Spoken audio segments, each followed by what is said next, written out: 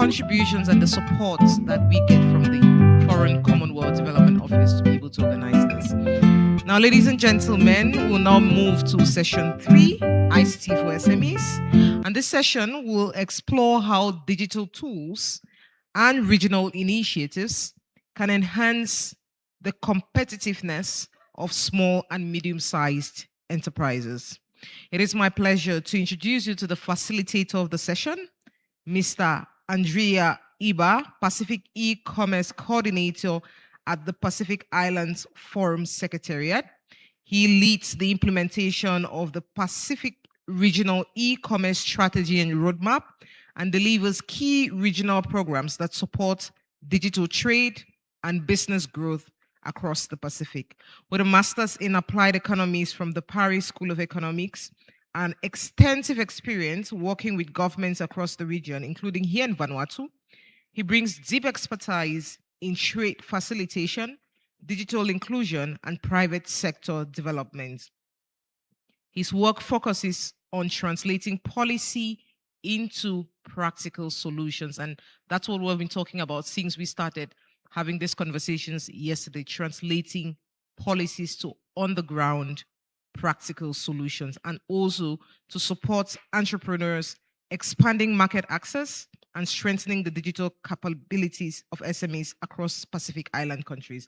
So, ladies and gentlemen, it is my pleasure to welcome the facilitator, Mr. Andrea Iba. Please put your hands together as he makes his way up to the stage.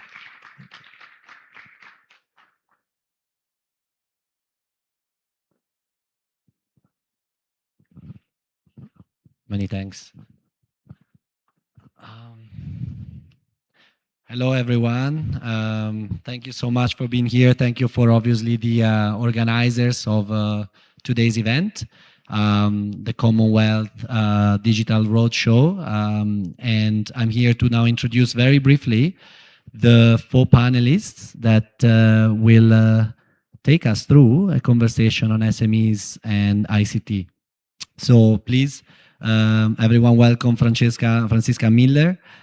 She's the M&E officer for the Ministry of Trade at the government of Vanuatu. She holds a bachelor degree in accounting and management with a focus on economics. And she's been working in the past years as the M&E officer of the Commerce National Strategy for Vanuatu. And she's also part of the Secretariat for the National E-Commerce Committee. Please, Francisca, if you can join me here with the other guests. And then another panelist for today's conversation is Mr. Cameron Craig. Cameron is a consultant and an economist. He's an expert in digital transformation, and he will be able to tell you a bit more about himself during his presentation. So please join me for a round of applause for Mr. Cameron Craig that is going to join us here today. Thank you, Cam. And then we have an entrepreneur with us today. Her name is Irene Abok. She is the CEO and founder of Tidy House Services. So thank you so much for joining us today. We're really looking forward to hear from your experience, and you as well, you can expand on your bio as we speak. Thank you. Thank you, Irene.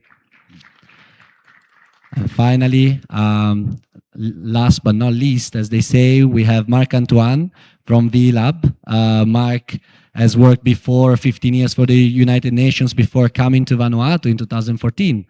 And in here, he set up a few businesses. He saw that things were not as easy maybe as he may have imagined.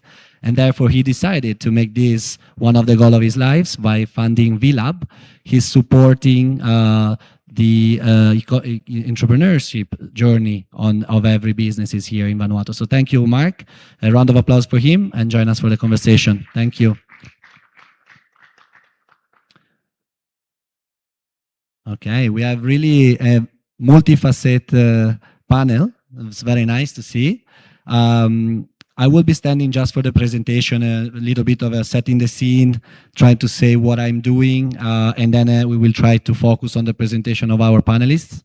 May I ask maybe the IT support if they could share my screen on the on the screen behind.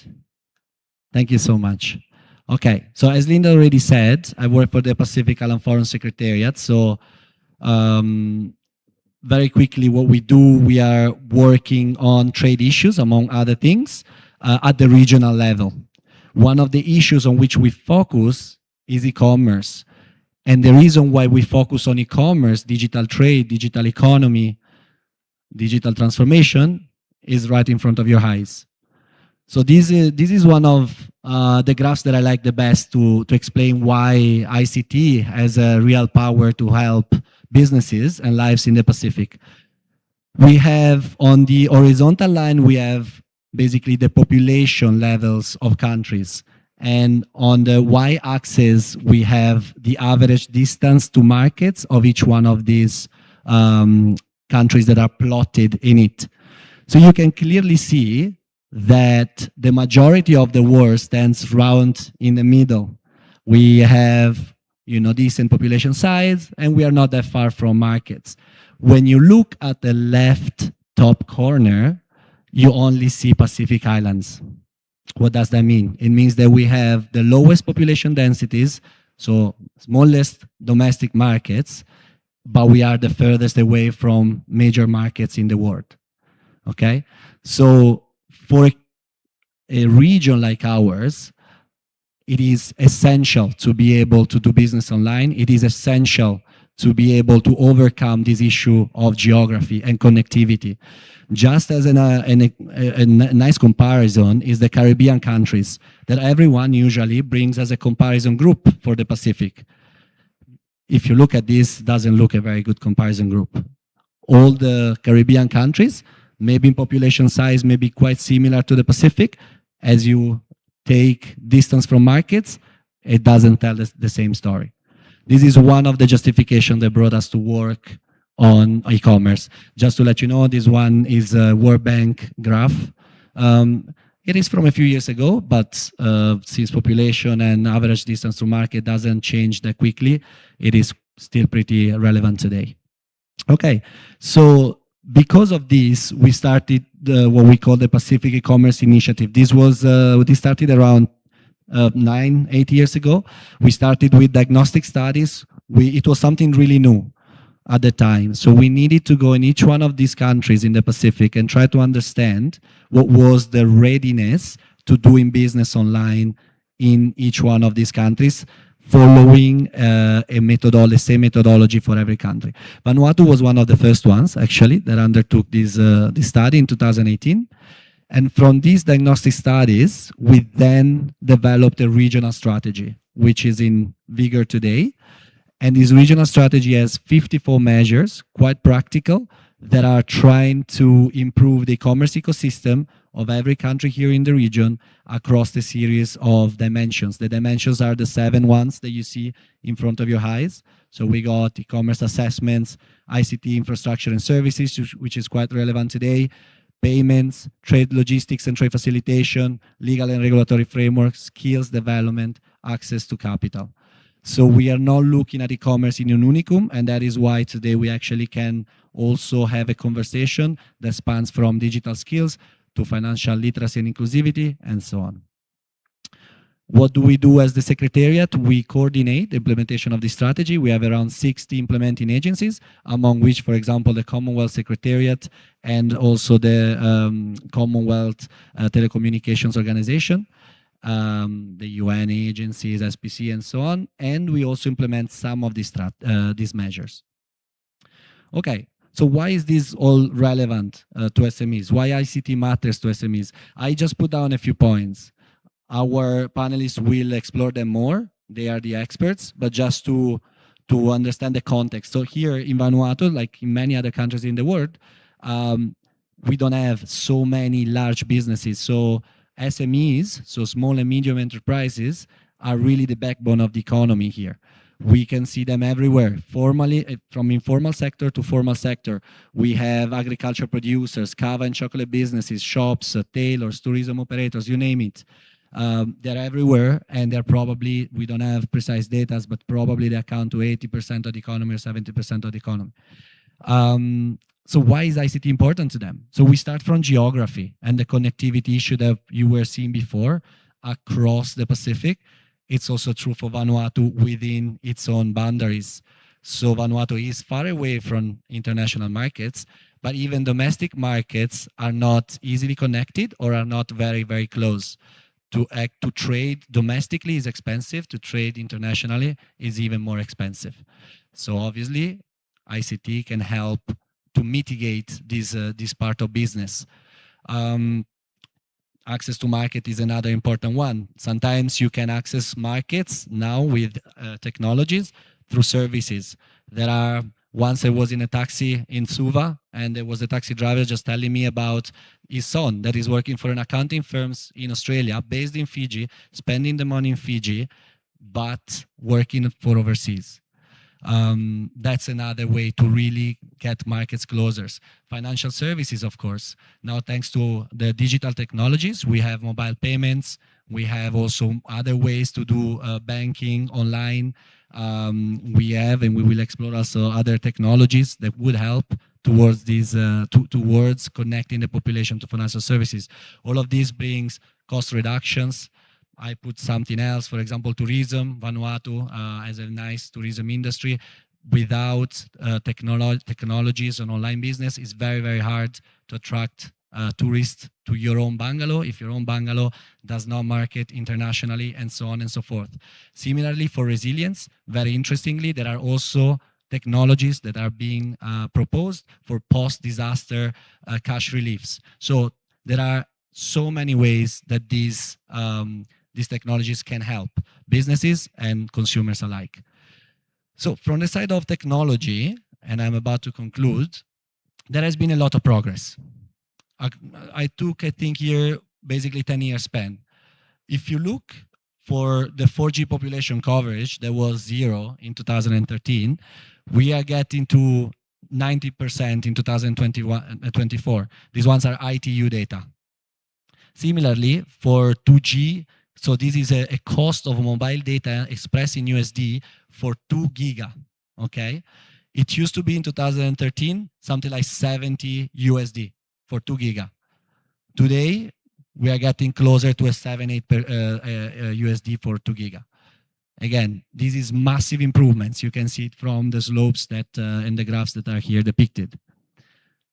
So the thing is, there has been a lot of improvements.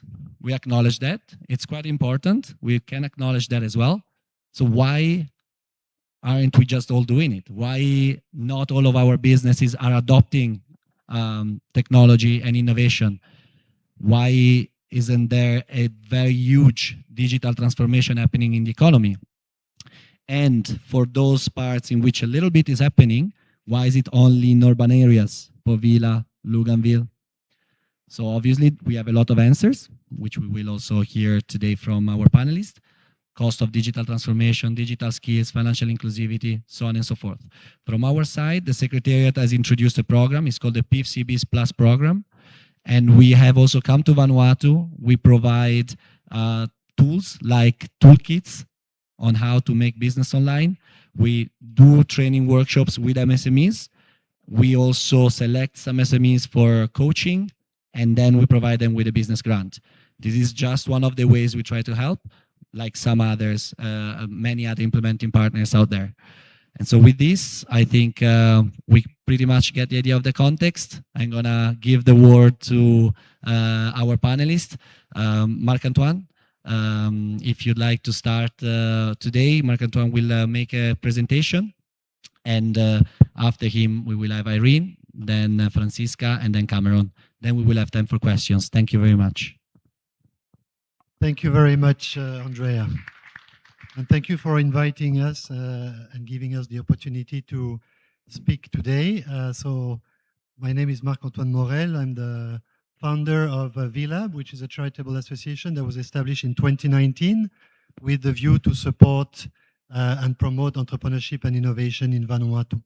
So we've been operating for 7 years. And through my presentation today, I will cover some of the work that we're doing. But my presentation focuses very much on the need that we see from a from a charitable association supporting SMEs in Vanuatu, the need that exists to basically create the conditions for digital transformation to thrive and for a digital economy to rise. And we've categorized those needs in two needs, primary needs. The first one is a need to change the ecosystem to make it more conducive to entrepreneurship and digital economy, and a need to change the mindset with regards to innovation to move from business as usual to business unusual. So I will develop these two needs that we've identified over the years by supporting over 500 small businesses in the country. So the first one is the need to establish an ecosystem that is conducive for digital transformation to happen. A lot of the things that I will say, you would have heard them already, but still I want to provide a bit of an overview so that we have a general picture of what's happening in our view in Vanuatu. So I will start with some of the needs that are fully or partly met, and then I will move into the needs that for us needs to receive particular attention. So when we say we need to create an ecosystem that is conducive for digital transformation, by ecosystem we mean a set of actors, a set of policy, a set of programs, rules, facilities that will support the rise of digital transformation. And for this ecosystem to thrive, we've identified 5 specific needs. The first one is to have in place the right governance and policy foundations. And so we've heard about this already. We have some policies that relates to digital transformation that exist. We heard about the financial inclusion strategy. We heard about the e-commerce strategy. So there are already a number of those instruments that exist and that provides the government and all stakeholders with like a vision. So that's good. I think we've also witnessed the government taking the lead in terms of digitizing its services.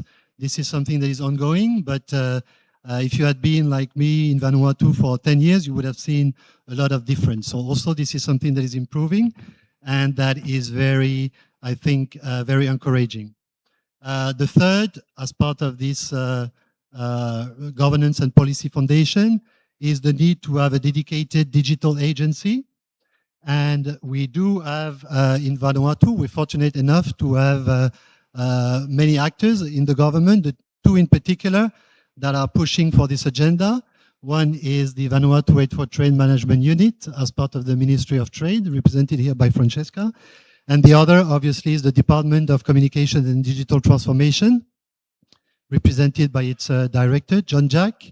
And I really want to acknowledge their support and their vision and their leadership in terms of moving the digital transformation. So please give them a big round of applause, because that's also thanks to their efforts that we're here where we are. So in terms of the right governance and policy foundations, we have already a good and solid basis. In terms of infrastructure, we also have, and that was mentioned this morning and also with the graph mentioned by Andrea, we have good connectivity, connecting, most, if not all of the country, and we've got affordable access to internet. Obviously, there cannot be digital transformation without affordable and widespread connectivity. So we welcome the work that obviously all those actors are doing in terms of allowing access, affordable access to the entrepreneurs and all the businesses that needs that connectivity to go digital and to move their business from doing business as usual towards doing business as unusual. And we, of course, welcome any new actors. I mean, we've seen that Starlink, for instance, has been also able to provide additional access at a lower cost. So we welcome that. So in terms of the right infrastructure, yes, there are needs, but we see also things evolving, and I was just talking with Mathilde from Prima. There will be a new cable coming. So we do see really an improvement, and I think that obviously helps a lot. Now let's move to the other conditions which are partly or less met in our views and in the views of the SMEs that we support. The third one is to have the right human capital and digital skills in place. At the end of the day, we're talking about people, right? We're talking people that are going to invest in businesses, that are going to go digital, and we need to make sure that we identify those people, that we support them, and that we accompany them since the beginning till the moment where they will go digital.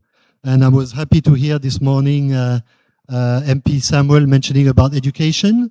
I do believe that there's a need starting at the primary or secondary school to start teaching people about students about digital skills, but also about financial inclusion.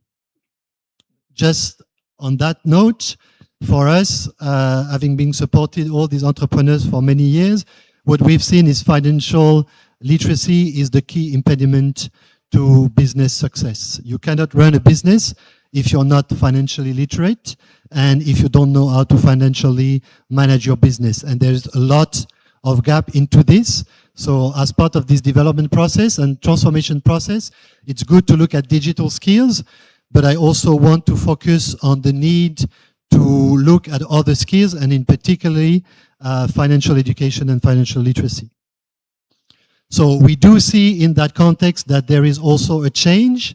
We do see more and more people coming out and going digital and looking at new opportunities, but it's still a long way, and I will come back to that in the second part, which talks about the mindset. Another conditions that is necessary for digital transformation to thrive is the need to access the right financing, and investment mechanism and opportunities. We need to have funding available to support those businesses to go digital, and we need to have financial incentives for those businesses to go digital. We know that going digital has a cost. Yes, it has benefits, but it also has a cost, and some of my colleagues, I think, will talk more about this. But there needs to be financial incentives given to those businesses that go digital. In terms of digital transformation fund, again, I want to acknowledge our partners in the government, DCDT and VAMU, for supporting VLab and ideas in moving some of this project forward.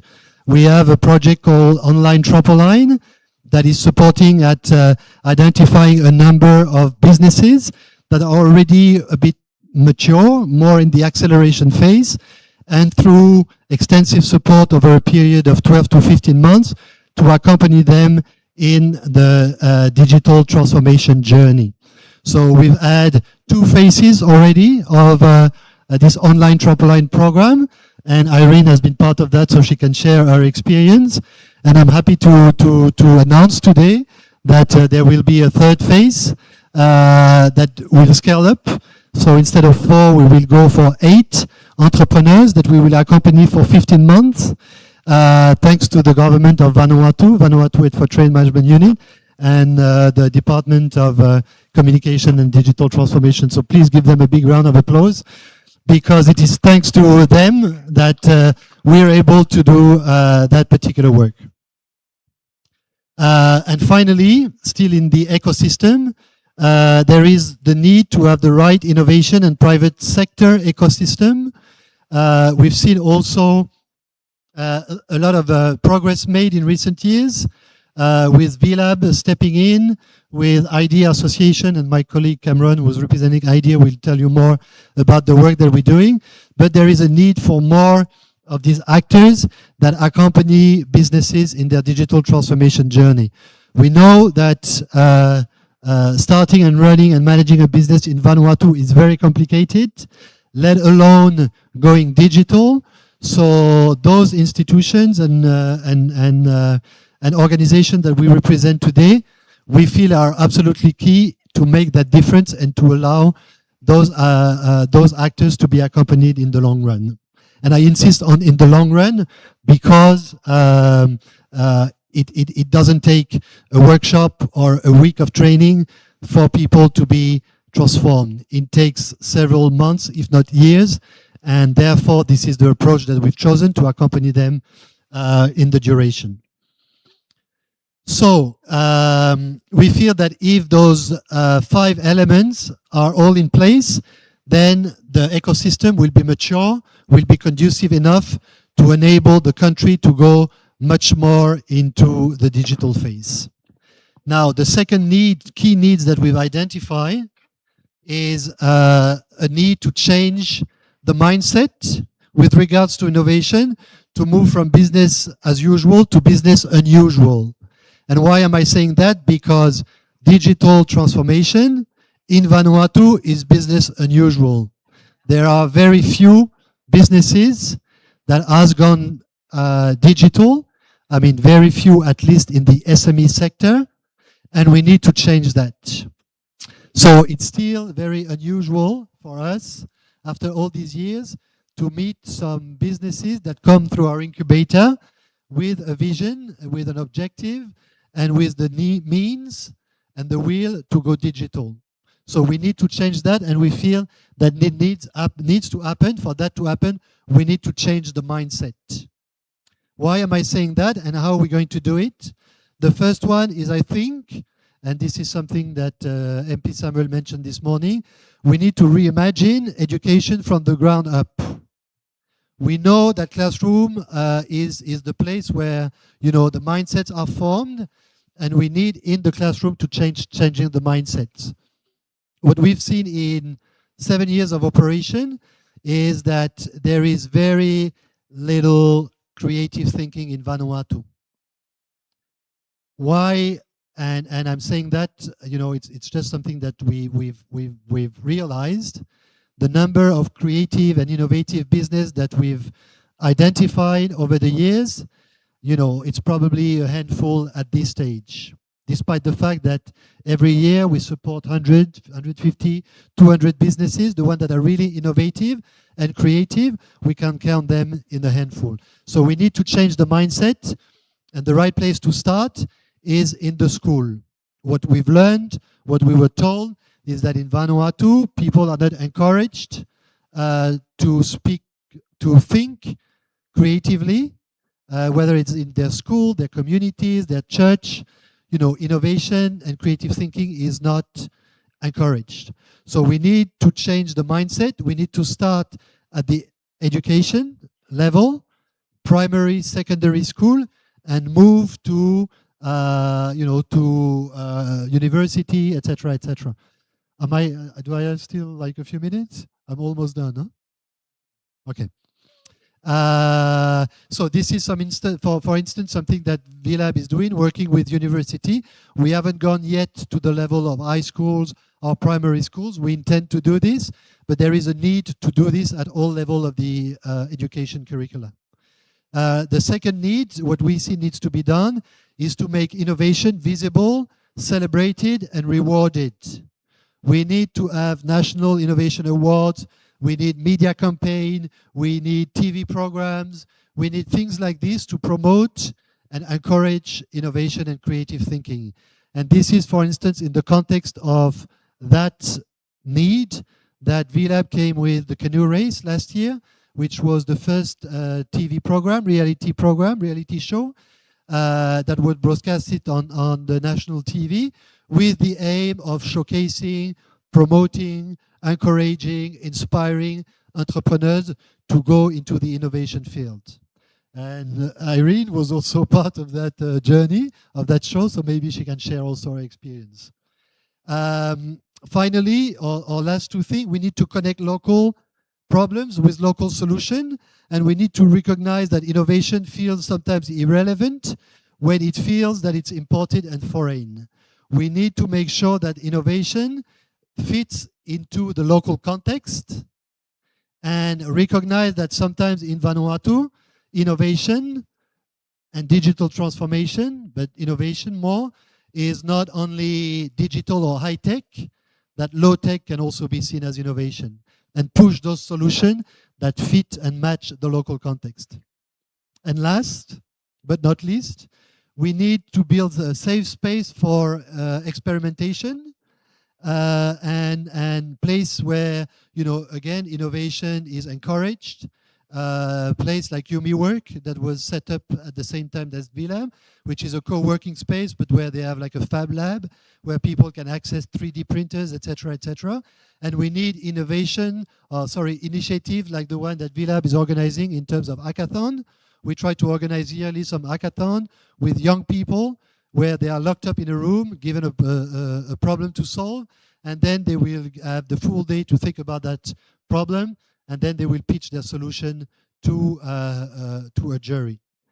And also we need more things like sandbox regulation, like the one that RBV, for instance, has just launched in terms of financial literacy and financial inclusion. So I will just stop there, say that a lot has been achieved already in our sense. We can see the difference between now and 7 years ago, but we need to acknowledge that a lot remains to be done. That can only be done through partnership, and that all the actors involved in that process needs to take their responsibility and need to play the rules of the games, which is not always the case. But I will stop there and give an opportunity to my other colleagues to speak and share their experience. Thank you very much. Thank you. Thank you, Marc-Antoine. This was a very good, comprehensive presentation. Not sure it's on. Yes. Okay, so we will have time for questions to Marc-Antoine afterwards. To be honest, very, very clear.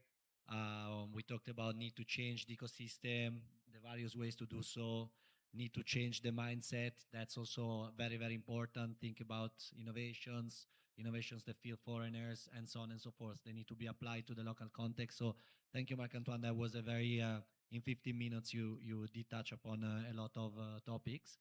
And so I would be very glad now to have Irene to maybe comment on the presentation of Marc-Antoine indirectly or directly through your own experience.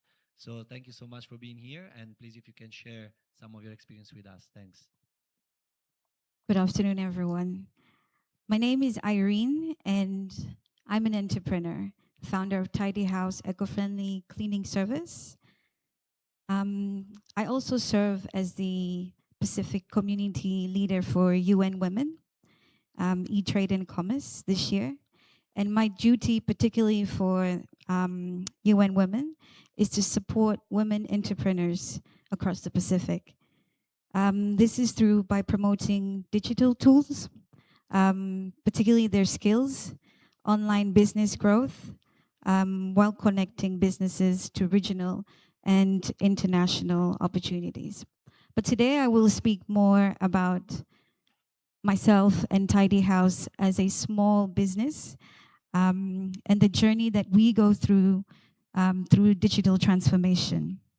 So technology is more as a necessity in this time and age, especially as an entrepreneur. So the tools that we use is mainly for growth, opportunity, and resilience. As a small business owner, I face many challenges, same as other SMEs. Limited to market access, limited to manual operations, especially managing teams, and also in terms of clients. So that is overall by scaling the business in itself. So by adopting these digital tools through communication, marketing, and financial management, it has helped Tidy House to grow significantly. We've operated 2024, so we're still a baby. It's been 2 years, but within that 2 years, we have significantly grown from one-off deep cleans through Facebook bookings into now over 6 contracts, and I've managed to hire over 15 staffs. So that's a testimony in itself for online trampoline, more presence digitally through the canoe race. Thank you for that initiative, UmiWork and VLab. So digital transformation does not need to be expensive. or complicated. It means having a phone and having access to the internet, and most importantly, knowing how to use it. For example, we use WhatsApp to communicate directly with customers, Facebook for marketing strategy, we build our posters through Canvas, and build a basic website, and the list can go on. But today, I also want to talk about our barriers in terms of technology. And that's one being said is the excessive expense of online payment and having to be charged through banks with the surcharge fee. When you want to empower businesses, you want to also not only give accessibility, but to be fair in terms of rates and service fees. Our second biggest barrier is understanding how to use digital tools. Through the online trampoline, Tidy House strengthened its digital capabilities. So that's 2 years. Within 2 years, we are able to employ, upskill Indigenous Ni Vanuatu, both young people and elder people, over 15 staffs and growing. We are able to do a better financial decision making. And most importantly, our website builds a stronger presence in terms of visibility for future investors and trades and commerce. And for rural outer islands, ICT plays as a more critical role. They have even more double that challenge and barrier in itself. It helps reduce isolation when you give them the digital platform, provides wider market, and create new opportunities, especially for the women and youth entrepreneurs. So, my key take note from today's panel discussion earlier, leading up to now, is collaboration between the government, private sectors, development organization is very essential. Infrastructure alone is not enough. We also need training, mentorship, and accessibility to platforms designed to support SMEs, both in urban and rural. So I want to close my time with this quote. Knowledge has no power. It stays with us. It is only true value when it's realized that we have to share and uplift and build stronger communities. So basically what I'm trying to say is that the more sharing, the more collaborative work that we do together, the stronger we are as a community. So ICT is more as an empowerment for me as a representative or as an entrepreneur. ICT helps bring us tools, knowledge to grow and scale our business, and most importantly, in terms of that ecosystem and scaling both regionally and internationally. Thank you.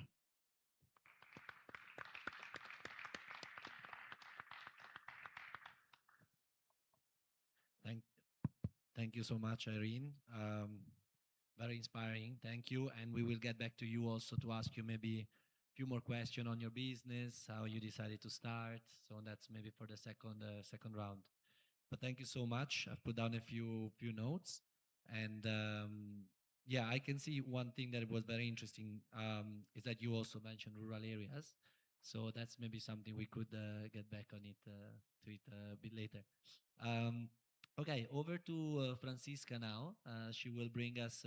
So far we explored a bit the MSMEs, the SMEs dimension.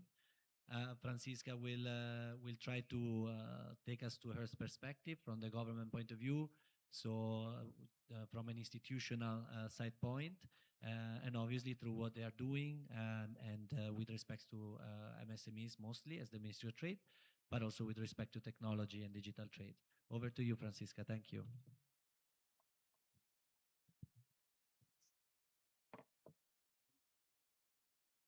Good afternoon, distinguished. Good afternoon, everyone.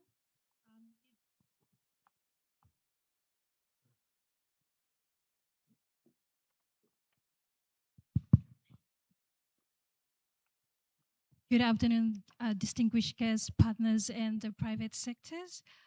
It is a privilege to focus on how information and communication technology is being positioned at a policy level, and also to support SMEs through the implementation of the Vanuatu's national e-commerce strategy. So this afternoon, I will just basically talk more on the policy context on why ICT is mother for SMEs, and also strategic vision of the national e-commerce strategy, and to highlight some of the key policy pillars on how to adopt ICT through adoption. So as we are well known of, ICT is recognized as a key enabler of the inclusive economic growth. And as Andrea has mentioned earlier, for Vanuatu, SMEs represent the backbone of the economy. However, many SMEs faced structural challenges, and these structural challenges are geographic isolation, limited market access, and also high cost of doing business. As the national e-commerce strategy responds to these challenges by leveraging ICT to enhance market connectivity and improve business efficiency, and also to enable participation in the digital economy.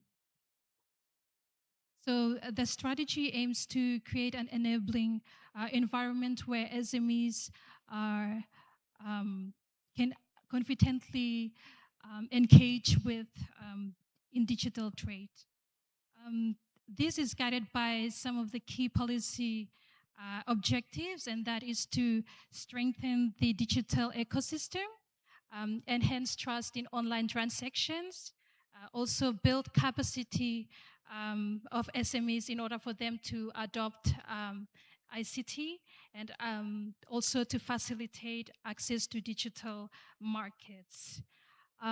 Just allow me to highlight some of the key policy pillars in support to the ICT adoption. So while the government is working with stakeholders to improve internet and connectivity and affordability, that is something that would highlight key priority area 2, which is on digital infrastructure and services. We have key recent development basically on satellite Starlink internet. And I will not say much on that, because I believe DCTT and other ICT related agencies have already mentioned that in depth.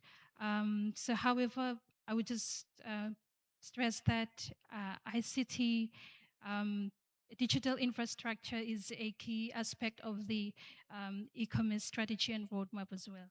I would also highlight priority area 4, which is on legal and regulatory framework. Some of the policy efforts includes strengthening the data protection and consumer protection framework. Another one is to supporting secure electronic transactions, and also to promote trust in digital payments. So Vanuatu has recently completed a comprehensive related e-commerce legislative cap assessment exercise, and with the support of the Commonwealth Secretariat. And the report contains various legislative reforms in the space of e-commerce, and also the overall in Vanuatu that will enable trust building, consumer protection, and the overall KYC support on related digital trading businesses in Vanuatu. it may not be as interesting on the outside, but in my opinion, I would say that the backbone to enabling a safe and conducive environment for our businesses, if we are encouraging them to move from offline to online platforms. Another one is on priority area 6, and that is on e-commerce skills and development. And that is a major barrier to ICT, which is limited digital literacy. Through that strategy, we are conducting awareness programs for SMEs. One of the major programs that we usually offer for the past years is the e-commerce symposium, and last year we have aligned that with ICT week. Another one is providing training on digital tools and platforms. I would just like to highlight on what Mark have already mentioned, where the Ministry of Trade and Commerce has collaborated with TCTT, who have collaborated with NGOs like VLAB and IDA to support them on this initiative. And one of these initiative program that Mark have mentioned, which is on online trampoline program. And we support SMEs on basic digital skills such as online marketing and also record keeping. The idea is that the government cannot regulate and implement at the same time. Therefore, collaboration with NGOs such as VLAB and IDA, who are in the forefront of businesses on a daily basis, it is only fair to have them lead on this while the government supports financially. I would like to also mention on our collaboration with the Vanuatu Qualification Authority on the e-commerce curriculum development courses, and it's still an ongoing project. Lastly, I would like to highlight priority area 7, that is on access to e-commerce and finance. We understand that ICT enables financial inclusion.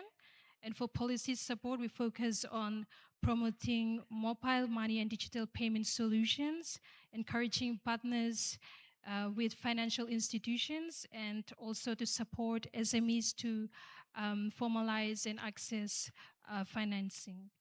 I would also like to state some of the policy challenges and way forwards, as we know that while progress is being made, there is still challenges that remains. And one, I would like to highlight a few, and that is on bridging the digital divide, ensuring that affordability of ICT services, and strengthening the interagency coordination, and also keeping pace with emerging technologies. Some of the way forward that we would like to focus on is to strengthen the implementation, scale the SME support programs, and enhance partnerships on national and regional levels. So to conclude, our alignment ensures that ICT is not just adopted, but effectively leveraged to positions Vanuatu SMEs as active participants in the digital, global digital economy. Thank you.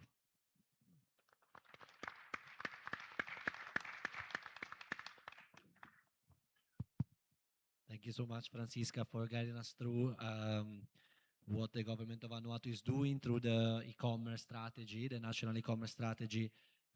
Francisca mentioned 3 of the main pillars, the legal and regulatory framework, the skills, the access to finance.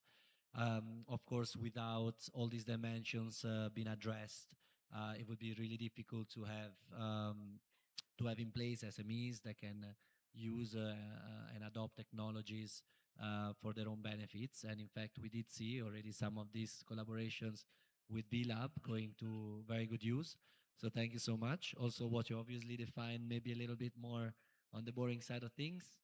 The legal regulatory framework are very, very important. And I really thank you for bringing up issues such as data protection, data protection, but also, you know, online scams and related issues that come with digitalization and doing business online are definitely one of the things that we need to all to work on as more and more of our MSMEs start to do business online. So thank you, Francisca. And we can move now to Cameron, who has a presentation for us. So feel free to come to the podium, Cameron. I'm just going to move my computer, sorry. Perhaps we could prop the presentation on the stage, on the screen, please.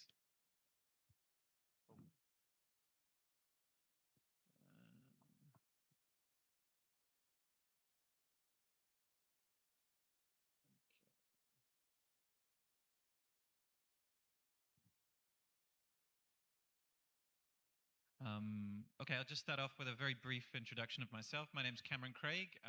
I'm currently an independent digital consultant, but I've worked in telecoms regulation in Vanuatu in the past, in media, and in fintech. I'm here to present the Vanuatu Innovation and Digital Economy Association. So I'll start off with just telling you a little bit about who we are. So we're an association dedicated to promoting access to digital skills and technologies. We come from diverse backgrounds and professional experiences. We run digital businesses, teach digital skills, use digital tools, and just generally share a keen interest in the digital economy. Now, we were founded in 2021. It started off actually as a small group of friends. We all happened to be working in Yumi work, working in our own little spaces in various parts of the digital economy. At the time, the prevailing sort of thought was, well, the things we were doing for people overseas. If we needed some support, we needed some software development, things like that, we were procuring services overseas. And once we got together, we started to realize that we actually had a lot more of the skills and the tools and the understanding here in Vanuatu. And just by having those brief discussions, we started to make connections that allowed us to link different skills with the needs. So for example, we started to recognize the number of people that had web development skills, that we were connecting up to existing businesses that were looking for those kind of things. And it really enlightened us that there was already the fundamentals in Vanuatu, and it was much more about connecting them and putting it in one place. So what do we do? Not quite sure what's going on the screen up there. But essentially what we try to do is bring together businesses, government, and civil society to grow awareness of technology and to just build those connections. So far, we've delivered over 300 free technical training sessions to build technical skills. So these are open to the public. They've been in a whole range of areas from Internet of Things, AI, virtual reality, just basic things like the Google Suite, digital marketing, marketing on social media, how to do web design, things like that. And part of the reason for that is, although some of us, the founders of the association, were working in businesses either in Vanuatu or overseas, applying some of these digital solutions, things like digital marketing, typical web development, the sort of things you take for granted, we started to realize it wasn't really something that people were aware of in Vanuatu to any great degree. And that was one of the barriers to greater adoption of digital technologies in business and to providing providing products over the internet or providing products digitally. So part of the reason that we started doing these training sessions was just to share some of the knowledge that we had and start to get people thinking about it. Now, as Mark's already mentioned, in 2024, we partnered up with VLab to launch the very first digital incubator in Vanuatu, the online trampoline. And our role in that is to actually support as coaches to the incubees, give them insights about how digital businesses work, maybe provide targeted support in things like building a website or how they might perform their marketing. For me personally, I tend to support businesses in building business models. So my background is as an economist, building models in Excel, so how you can actually boil down how the business is expected to function and model kind of how you might grow it into the future. Now, what we also do is we contribute to digital policy development. We take part in groups like the Digital Financial Services Working Group with the Reserve Bank, part of the e-commerce committee as well. In those positions, we try and act as a representative for both the private sector, but as well as the public and the users of these services to try and share our insights and experiences about how digital policy can be tailored to suit the needs of the community.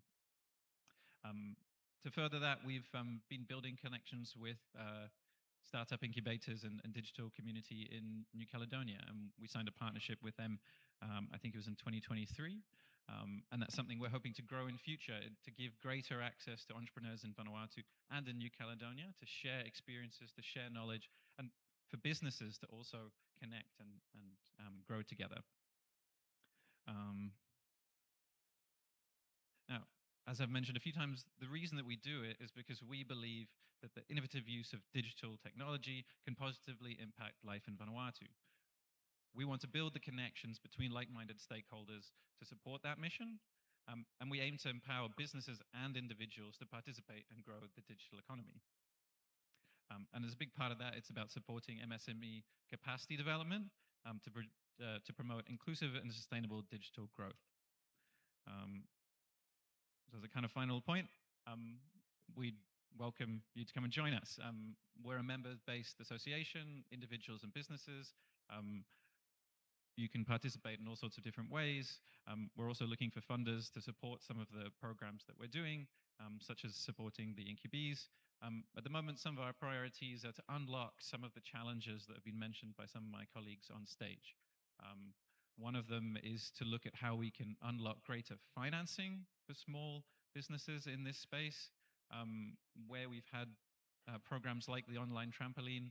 We've started to sort of recognize that to really scale digital businesses, to get them out of being an SME to larger, more national businesses, we need more financing. And so that's something that we're looking to get at the moment, applying from Pacer Plus, who were kind enough to support us in the very first online trampoline. We're also looking to get accredited by French Tech. French Tech is a sort of French government-supported scheme which connects French digital businesses, or actually all French technology across the world. Some of our regional neighbors that are part of France, like New Caledonia, are already part of it. But it's a mark of accreditation that can open up opportunities for Vanuatu entrepreneurs that participate in the association to get connections with skills, with financing, with various opportunities that might come through that sort of arrangement. And more generally, we hope to organize more events in future and engage more of the Vanuatu community in this space. Thank you very much.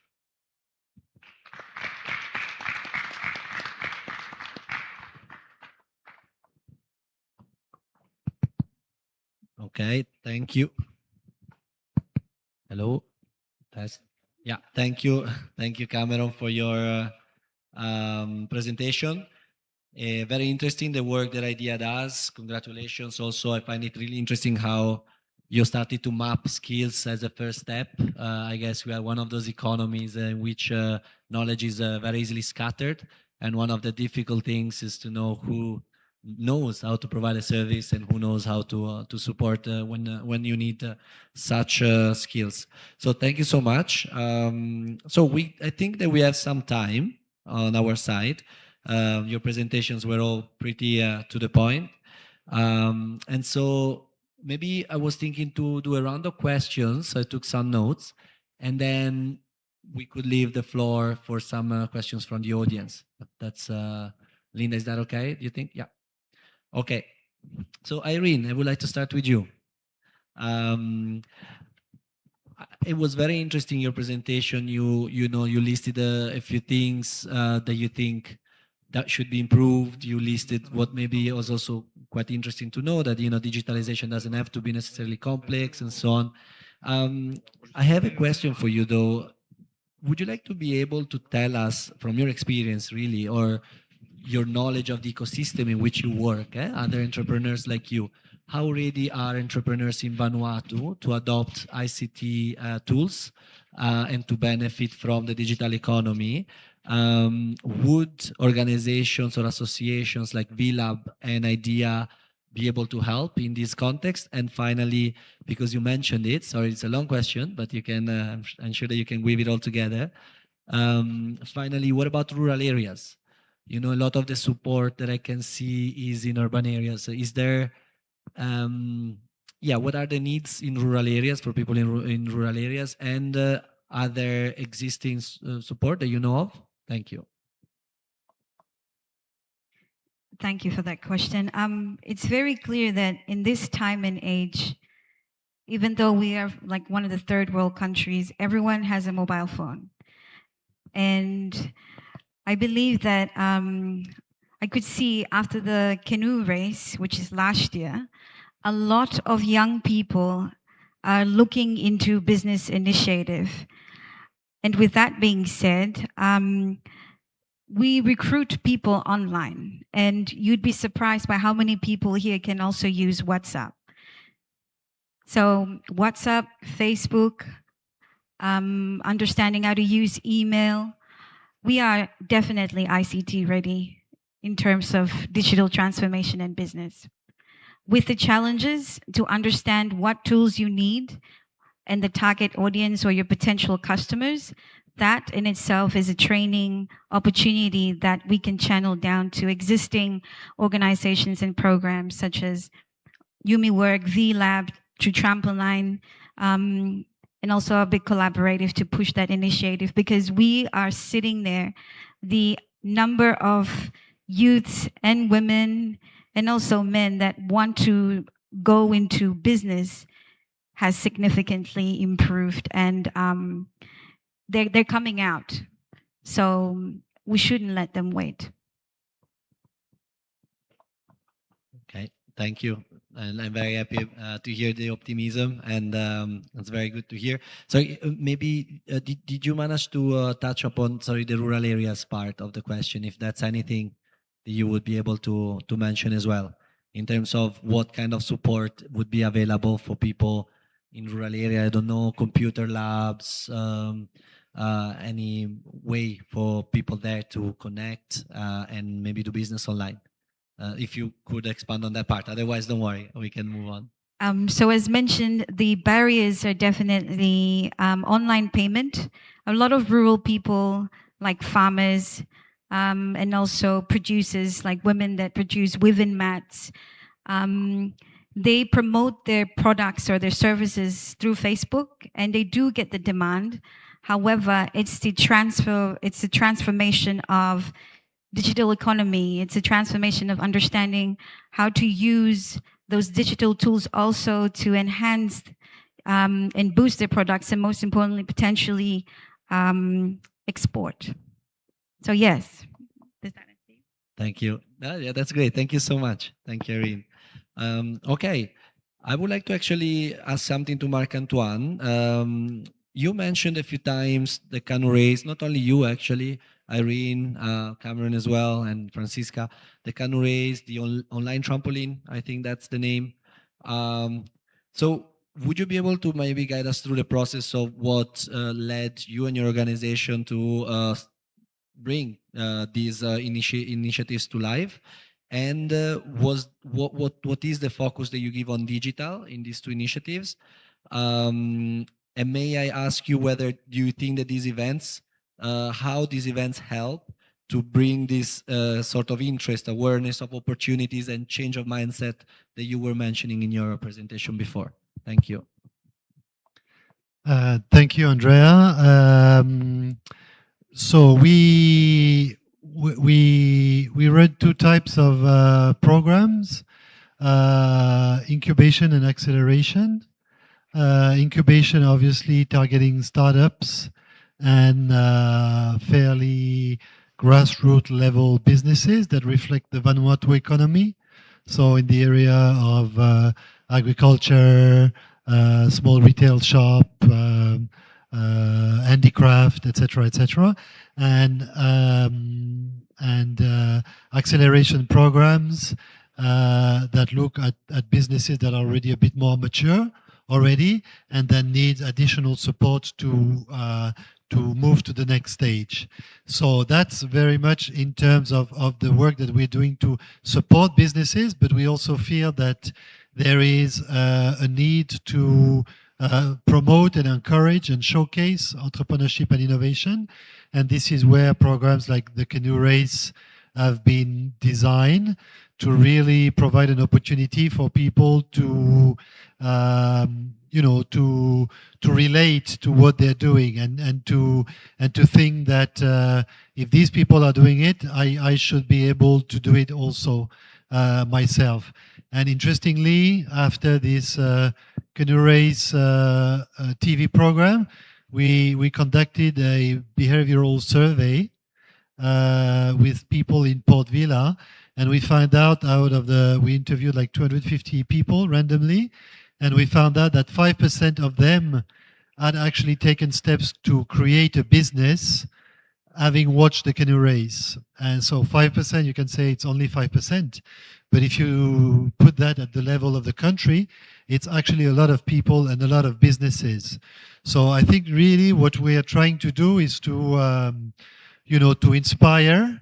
I think that word is very powerful, to inspire people, to tell them that there is another way that is possible to make a living and to provide for resources for yourself and your family, and while at the same time trying to promote also and encourage creative thinking and for them to do things differently, because we feel that there is so much that needs to be done, so much opportunities that exist, but unfortunately, and for many reasons, different reasons,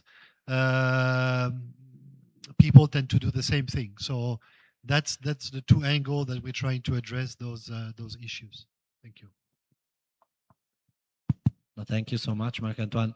Maybe I have a follow-up question on this one, very, very quick. Do you think that there will be a second opportunity, another Canoe Race or another trampoline? Are you able to tell us this? Well, we haven't found the necessary funding for now. We're still discussing. I do hope that there will be. But as of today, it's not clear yet, not for 2026, hopefully for 27. Okay, Thank you. fingers crossed. Thank you. Okay, Cameron, I have a question for you. So, we've explored with Irene whether entrepreneurs may have the set of skills that is required to make use of, the innovation and adopting these technologies that are existing. We know that this support exists as well. So there are facilities to support the incubation and then the acceleration of businesses. What do you think about the ecosystem in Vanuatu? Is the ecosystem ready? I know it's a very big one, so I'm going to try to center you a little bit. Do you think that among the facilities that we have, the tools that we have, in terms of payments,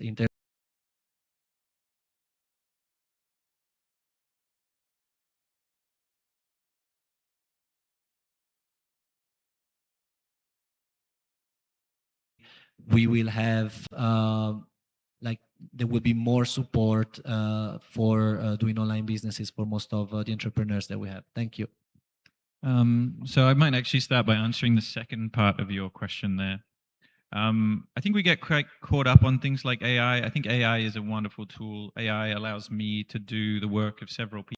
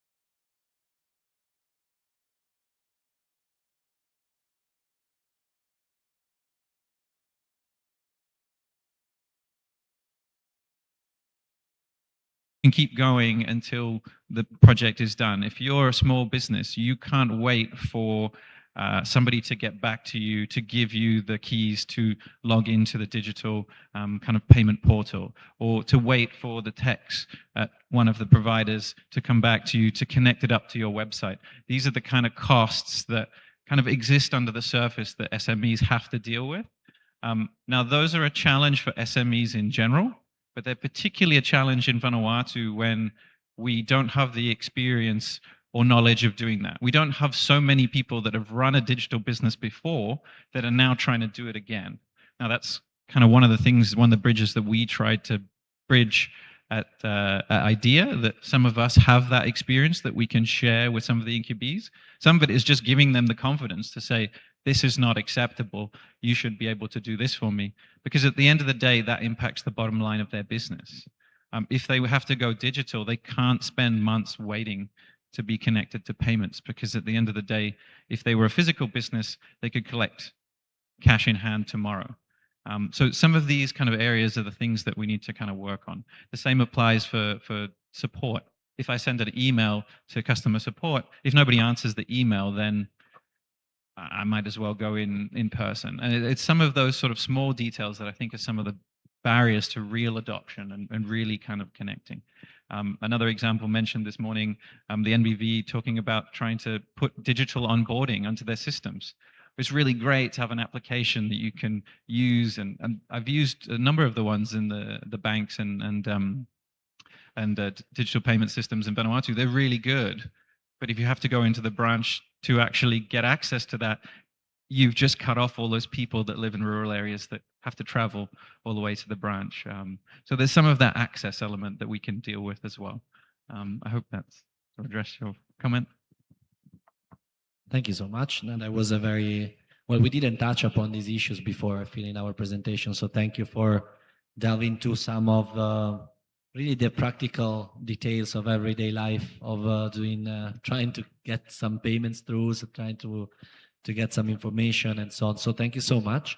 I have a question for you, Francisca, as well, and then we can open for questions from the floor. So how is it like you guided us through the e-commerce, the national e-commerce strategies of Vanuatu, and I'm sure that you're also, working in alignment with other international agencies such as ComSec, the Commonwealth Secretariat. So, for example, how does Vanuatu align its national e-commerce strategy with the international or digital trade priorities to ensure ICT adoption effectively supports SME participation in regional or global markets? If you can, of course, sorry, this may sound a little bit too technical, but if you can take us through this process. Thank you. Thank you for your question. I think with Vanuatu aligning the national e-commerce strategy with international digital trade, we are focusing on 3 priority or key areas, and that would be legal and regulatory framework, where we need to guide the legislative gap analysis to ensure that there's a alignment with international standards in areas such as electronic payments, electronic transactions, data protection, and also cybersecurity. The second one is to for the ICT adoption through capacity building support with SMEs. And I've mentioned earlier our collaboration with the NGOs, and I've also talked about government cannot regulate and implement at the same time, and our financial support with our NGOs could actually scale up these practical digital skills and tools. The third one is to engage our partners, including the Commonwealth Secretariat, to ensure our strategy reflects the global best practices and supports interoperability and in digital trade systems.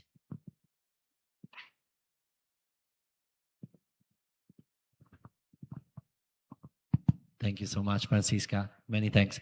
Okay, thank you to all the four panelists. I would like to open maybe the floor for extra questions, additional questions.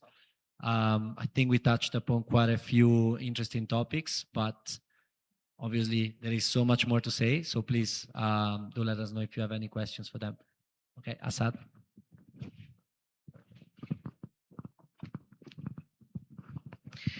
Thank you. That was a very good session. My name is Asad. I work with United Nations Capital Development Fund. And we have tried to work with e-commerce. We brought one of the very first platforms, marketplaces of e-commerce in Vanuatu. And we had some realizations and experiences. For example, in UNCTAD's e-commerce readiness index, 152 countries are there. Vanuatu is not there. Instead, Vanuatu, there was e-trade readiness assessment was done by UNCTAD, and that assessment found that the foundational elements are there, but the ecosystem is incomplete for e-commerce. The reason being, three key reasons were identified, and out of those three, very interestingly, two are non-digital. One is the electronic payment, second one is legislation, third one is logistics. So my question to Francesca would be that to address the logistics and legislation, how are you collaborating with other ministries like transportation, land, communication, to figure out that, you know, the entrepreneurs in the outer island, they get access to the market through the physical goods transportation in a manner, and the legislation, I think that's another key, because right now in Vanuatu, there is no grievance redressal mechanism. If I try to buy something online, I ask for something red and I get something green, how do I return it? Or if I get something broken, how do, you know, I'm ensuring my consumer rights. So would like to hear from what you're doing on these things from VAMU. Thank you.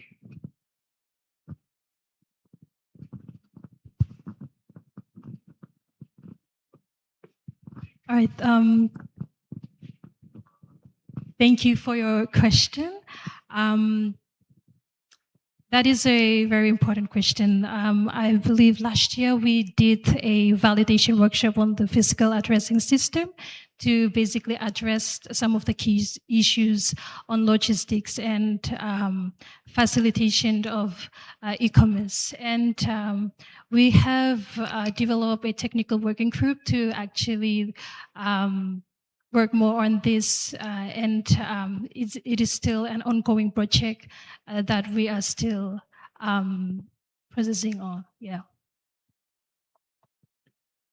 Thank you, Francisca. Sorry, if I may just ask you, would you be able to provide us, because maybe not everyone in the room knows it, but you know, your working group and also the workshop you mentioned, which addressed the topic of logistics, does it fit under the commerce committee or in to some degrees?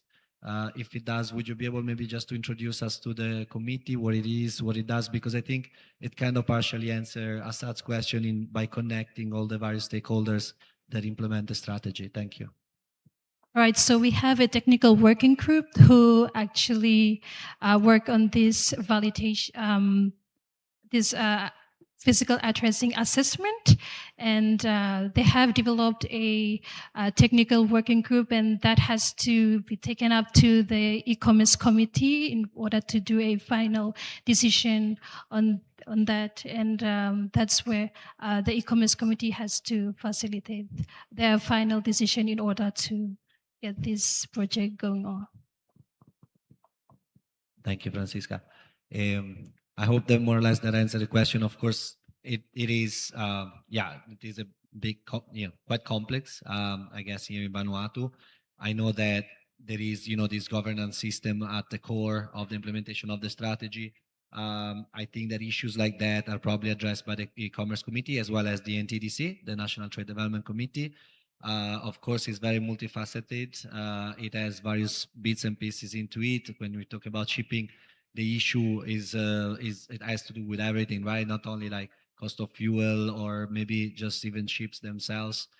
Just think about the issue of finding captains, skills, and so on. So it is obviously a very difficult sector, but yeah, I think Francisca is right in also saying that there are many other ways to address that, through like the addressing system, for example, is one of those. And hopefully these things little by little will be eased a little bit. But thank you for the question, very relevant. Any more questions from the, yeah. Can someone?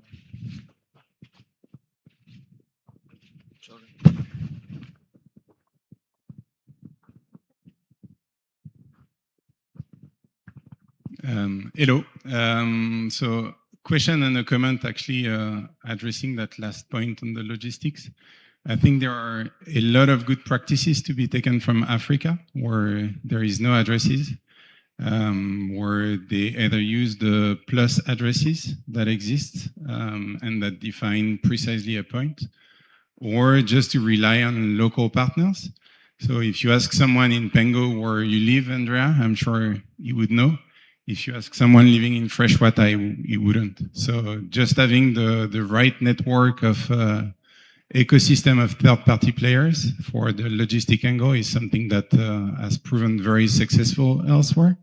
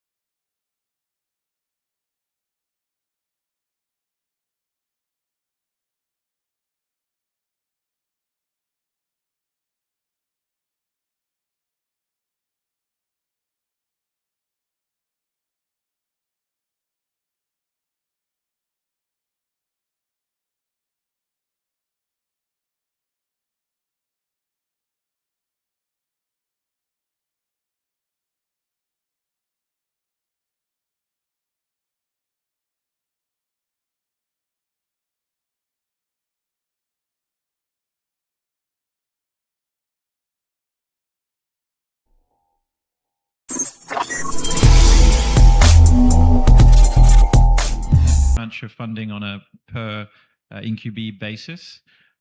Essentially, what it is we've worked with some incubees where we get them to a certain stage and they're looking for financing. And what we're looking to do is to both provide some seed capital to help some of those businesses get to the next stage, but partly also to develop more the system of kind of legal structures, kind of building an investment case for those businesses to actually attract private capital to really grow them. And part of that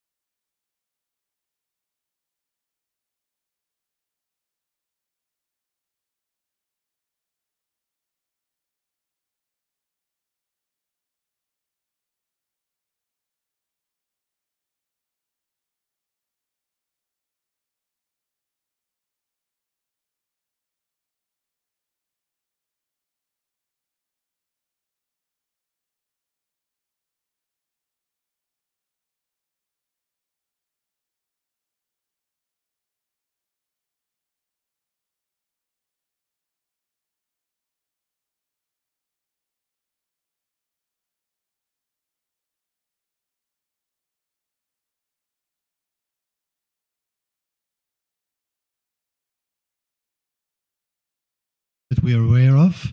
So there needs also probably to connect those entrepreneurs from Vanuatu with potentially investors from the region. That's also something that Pacific Trade Invest is doing.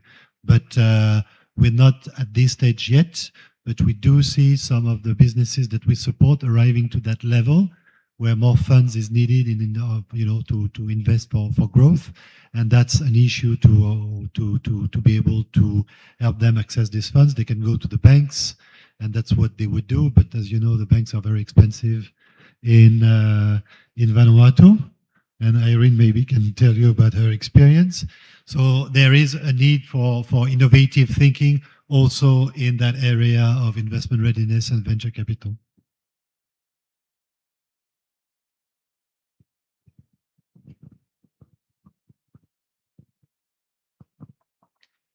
Okay. Do we have any other questions for the panelists, or we can also start to wrap up the session? No question. Yes, please.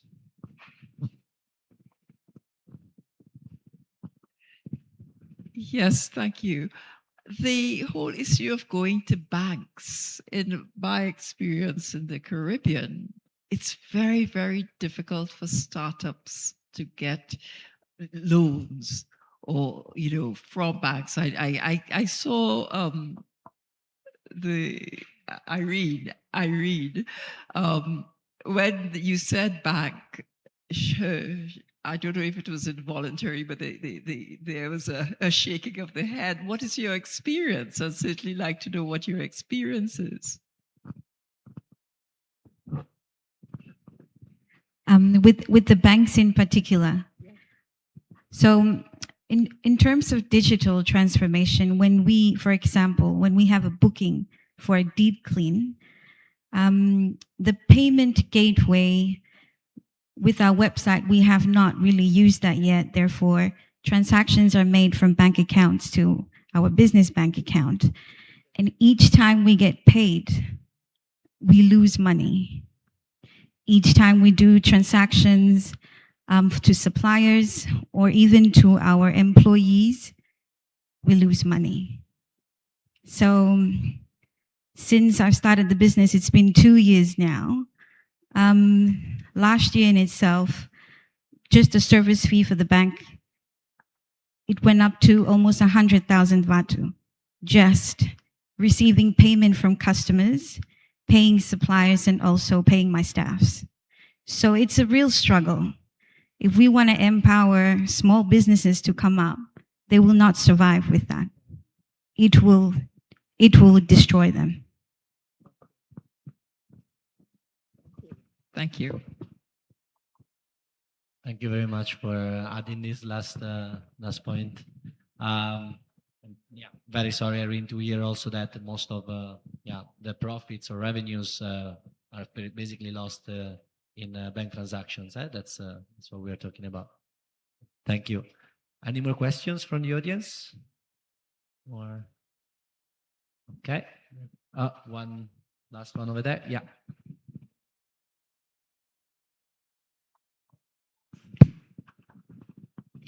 Thank you. From a banking perspective, I think several banks have different platforms available. So I think probably, to be honest, from the banking side, I think there wasn't probably a best approach for that particular transaction. But from the bank I come from, I know that we have a platform for salary processing, just likewise other banks, they have their platforms like DiskPay.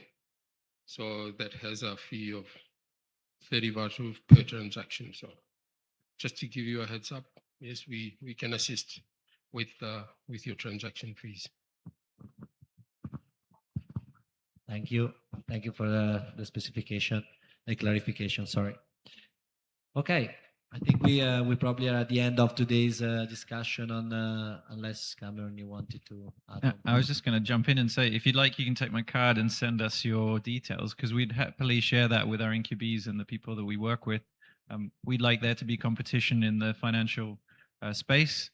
We want our incubees and digital businesses to get the best prices and best solutions. So we're more than happy to share that with them if you want to share that with us. Thank you.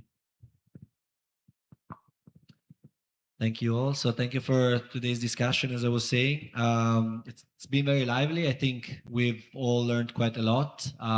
We also have learned that there is quite a lively ecosystem of SMEs willing to work online, do business online, adopt these technologies that have been, innovative, have been developed. They're out there. There doesn't seem to be unsurmountable barriers, to be honest. As I hear you talking, we got a lively ecosystem of facilities and support, incubators, accelerators. We've got also the government that has put in the right place strategies, governance bodies. Of course, it's never a very easy road to walk, but it seems that all the ingredients are there for SMEs to truly benefit from the digital economy. Challenges persist. Issues of logistics exist. They will always exist. Connectivity, high costs, some barriers to entries, some still transactions, online transactions, and so on. But it seems that there is a lot going on, and I really wish each one of you best of luck for the future, for the canoe race, for the next trampoline, and in your business, Irene, and obviously in each one of your jobs. Maybe a last round of applause for Francisca, Cameron, Irene, and Marc-Antoine. And thank you so much for your attention today. Bye.